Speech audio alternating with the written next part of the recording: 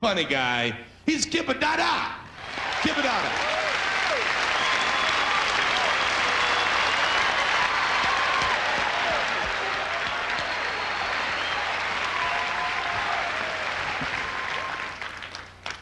Black dude walks into a bar with a parrot on his head. Bartender says, "Where'd you get that?" Parrot says, "Africa, there's thousands of them." I like telling that joke because then I get to watch all the white people look around and see if it's okay to laugh. It's kind of a fun thing for me. I say, and this is my opinion, ladies and gentlemen, I'm not trying to convince you of anything. I'm trying to let you know how I feel, and isn't that refreshing? And I say that if what you do does not hurt you and does not hurt me, then I have no right to judge you for it. Like today, Teller and I, we put salt on our rear ends. And we drove out to the deer park. I say, who's the victim here? The deer were delighted. I had a marvelous time. As you can see, we were back in plenty of time for the show, and yet there are those who would judge.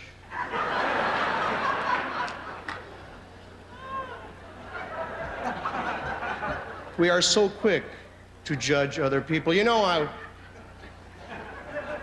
I'll never forget, a few weeks ago, I walked into my son's bedroom. I said, "Son,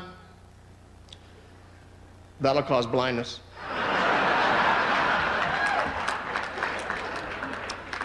And my son said, "Dad, I'm over here."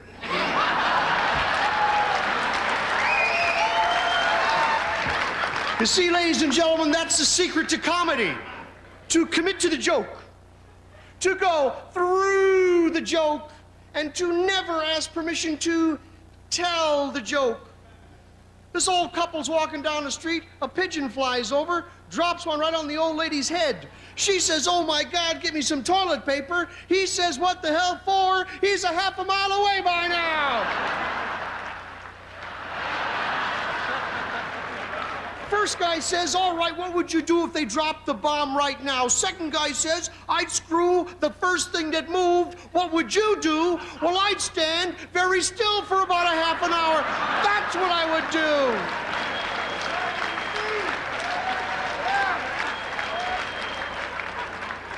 Then I gave him one of these. My parents ended every sentence with that gesture. "Get in the car." And whenever they did this, you know what I did? I did this. Because that's the yin and the yang of life, ladies and gentlemen. This is the yin, and that's the yang. But remember one thing, if you forget everything else, remember one thing, to commit to the joke. To go through the joke, and to never ask permission to tell the joke. You know, they say that most comedians come from very sad childhoods, and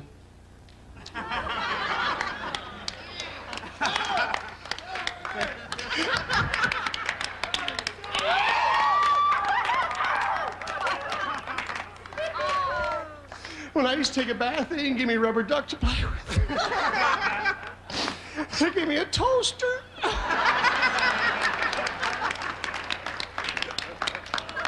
And my bicycle had mouse traps on the crossbar. That was sad. But I'll never forget the day my dad taught me how to swim. I thought I'd never get out of that sack. And those kittens kept scratching.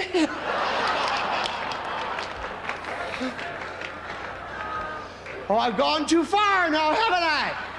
I've overstepped my bounds with some of you, haven't I? Let's run that tape back and see exactly where Kip Addotta went wrong. Now, let's see. Am I correct in assuming that it was all right for the human child to drown in the sack, but not the kitty cat? But remember to commit to the joke. to go through the joke and never ask permission to tell the joke. Exactly. Exactly. You're a heterosexual, am I correct? Because I can spot them. And I've come to a place where I know who I am, I know what I am, ladies and gentlemen. I'm very comfortable with who and what I am. And what I am a lesbian in a man's body.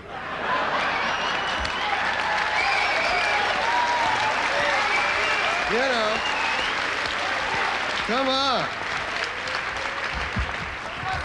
I don't know, I lose my temper, ladies and gentlemen. I fly off the handle. I don't know what I'm saying. This one girl, she got me so steamed, I flew off the handle. I said to her, just as I was about to slam the hotel room door, I said, with that attitude, you could untie yourself. And I gave her one of these, and she couldn't go like that because she was tied up. You know what I'm saying? I think it's important to realize that sometimes we don't sound the way we think we sound. Like ladies, when you talk to a man, I'm sure that within the acoustics of your skull, to your brain, it probably sounds like, darling, if you could take more time and be more patient and gentle, then I would be more satisfied and therefore more loving to you. Well, that's how it sounds to you. In your head. But then it leaves your mouth. Travels across the room, and by the time it gets to us, it's, you don't know how to make love!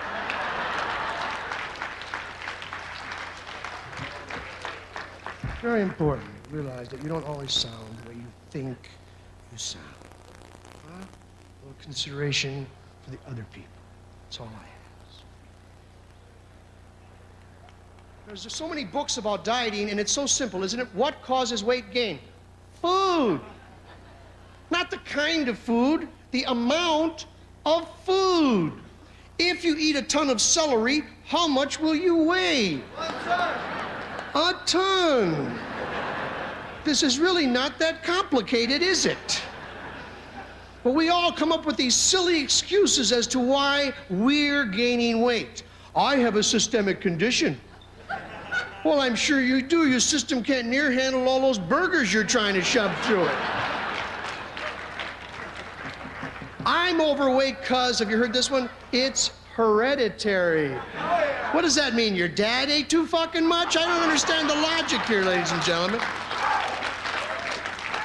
I have big bones. Don't say that to people. Because when you say to someone, I have big bones, you know what they think immediately. Looks like a big ass to me, okay? That's what they think. I've never seen bone jiggle like that before, baby. But what do? We commit to the joke. We go through the joke, and we never, ever, ever, ever, ever ask permission to tell the joke. Woman goes to a doctor. She says, Doc, I know what's wrong with me. Every time I go to the bathroom, quarters fall out. He says, calm down. Go home, rest with your feet up. Come back in a week. She comes back a week later. She says, Doc, it's getting worse now. Every time I go to the bathroom, $50 come out. He says, relax.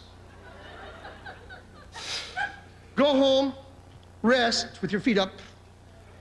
Come back in a week.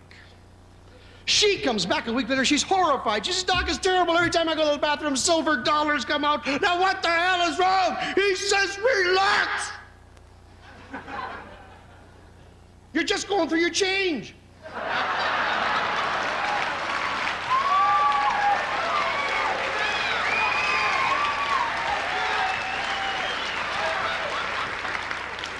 Well, remember to commit to the joke.